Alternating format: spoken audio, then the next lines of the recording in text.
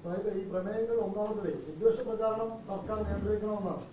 സ്വാഭാവികമായിട്ട് വെള്ളാപ്പള്ളിയൊക്കെ ആയിരിക്കും ഇതിലേക്ക് ഉദ്ദേശിച്ചിട്ടുണ്ടാവും. പക്ഷേ ആരായാലും വെള്ളാപ്പള്ളിയുടെ ഒരു പേര് ഇതിനകത്ത് എവിടെയും പരാമർശിച്ചിട്ടില്ല. അങ്ങനെ വെള്ളാപ്പള്ളിയുടെ പേര് പറയുന്നത് പ്രശ്നമുണ്ടോ?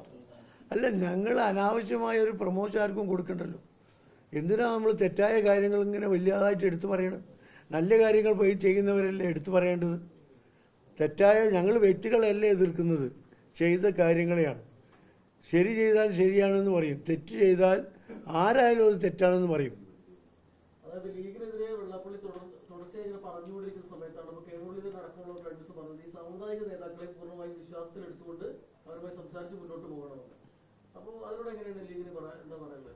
ഞങ്ങൾക്ക് യാതൊരു തടസ്സവുമില്ല, യാതൊരു വിരോധവുമില്ല. എല്ലാവർക്കും അവരുടേതായ നിലപാടുണ്ട്. പറയുന്നത് ശരിയല്ല എന്ന് കേരളീയ പൊതുസമൂഹം മനസ്സിലാക്കിയിട്ടുണ്ട്. അതിൻ്റെ പ്രതിഫലനവും നമ്മൾ കണ്ടിട്ടുണ്ട്. ഈ നിയമസഭാ തെരഞ്ഞെടുപ്പ് വരെ അദ്ദേഹം തുറന്ന് പറയണം എന്നതാണ് ഞങ്ങളെയൊക്കെ മനസ്സിലുള്ളത്. നിങ്ങളോട് തുറന്ന് പറയാം, പ്രസിദ്ധീകരിക്കാനല്ല. ഞങ്ങളെ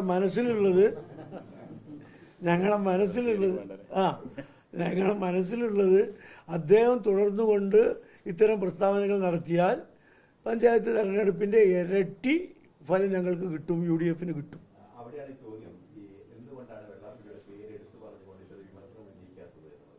അല്ല, ഞങ്ങൾ വ്യക്തികളല്ലല്ലോ പറയുന്നത്, പറഞ്ഞ കാര്യങ്ങളല്ലേ ഞങ്ങൾ ആശയത്തല്ലേ എതിർക്കുന്നത്.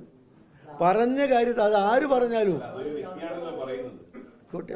ആ പറഞ്ഞ വ്യക്തിയെ ഞാൻ പറയട്ടെ, പറഞ്ഞ വ്യക്തിയും വ്യക്തിയെ കൊണ്ട് പറയിപ്പിച്ച വ്യക്തികളും അതിന് പ്രോത്സാഹനം നൽകുന്നവരും വാഹനത്തിൽ കയറ്റി കൊണ്ടുപോകുന്നവരും കുറേ ഭാഗം ശരിയാണ് എന്ന് പറഞ്ഞവരും ഒക്കെയുണ്ട്. അവരൊക്കെ ഇതിൽപ്പെടും. ഈ നിയന്ത്രിക്കണം എന്ന് പറയുന്നതിനപ്പുറത്തെ നിയന്ത്രണം ഏർപ്പെടുത്തുന്ന ഭാഗമായിട്ട് എന്തെങ്കിലും നടപടി മുസ്ലിംലീഗിന്റെ ഭാഗത്തുണ്ടായിട്ടുണ്ടോ? അതുമായി ബന്ധപ്പെട്ട് യൂത്ത് കോൺഗ്രസ് ഒക്കെ പരാതി കൊടുക്കുന്നുണ്ട്. പക്ഷേ മുസ്ലിം ലീഗിന്റെ യൂത്ത് ലീഗിന്റെ ഇതിലാരാ നടപടി എടുക്കുന്നത്? നമ്മുടെ മുമ്പിൽ നേരത്തെ ചരിത്രം ഉണ്ടല്ലോ.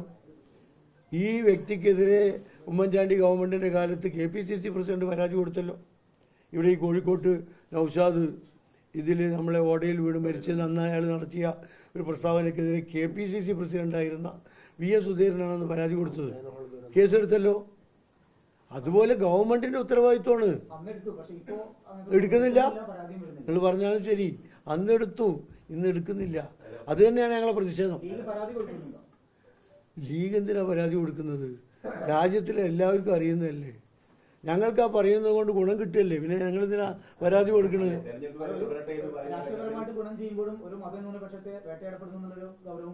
അത് കേരള സമൂഹം മനസ്സിലാക്കിയല്ലോ. കേരളീയ സമൂഹം അത് മനസ്സിലാക്കിയതിന്റെ പ്രതിഫലനമല്ലേ പഞ്ചായത്ത് തെരഞ്ഞെടുപ്പിന്റെ റിസൾട്ട്. അതെ, അല്ല, ഇത് ചെയ്യേണ്ടവർ ചെയ്യുന്നില്ല എന്നുകൂടി ജനങ്ങൾ മനസ്സിലാക്കണം. പറയുന്നവരെ തടയുന്നില്ല. ആ വർഗീയ നിലപാടിനെ പൂട്ടേണ്ടുന്ന ഉത്തരവാദിത്വമുള്ള ആളുകൾ അത് ചെയ്യുന്നില്ല. അത് സമൂഹം മനസ്സിലാക്കട്ടെ. എന്നിട്ട് യുക്തമായ സമയത്ത് ഞങ്ങളിപ്പോൾ യൂത്ത് ലീഗ് കമ്മിറ്റി പരാതി കൊടുത്തിട്ടുണ്ട്, അതൊക്കെ ചെയ്തിട്ടുണ്ട്. നോക്കട്ടെ എവിടെ എത്തും. പിന്നെ ഇത്തരം പ്രസ്താവനകൾ ജാതീയമായും മതപരമായും വിദ്വേഷമുണ്ടാക്കുന്ന പ്രസ്താവനകൾ നടത്തുന്നത് ഇന്ത്യൻ ക്രിമിനൽ നിയമപ്രകാരം തെറ്റാണ്. ആ തെറ്റ് ചെയ്യുന്നവർക്കെതിരെ നടപടി എടുക്കേണ്ട ആഭ്യന്തര വകുപ്പാണ്. അത് എടുക്കണമെന്ന് ഞങ്ങൾ ആവശ്യപ്പെടുന്നുണ്ടല്ലോ. ഇപ്പോൾ ഈ പ്രമേയത്തിലൂടെ അതെല്ലാം ആവശ്യപ്പെട്ടത്.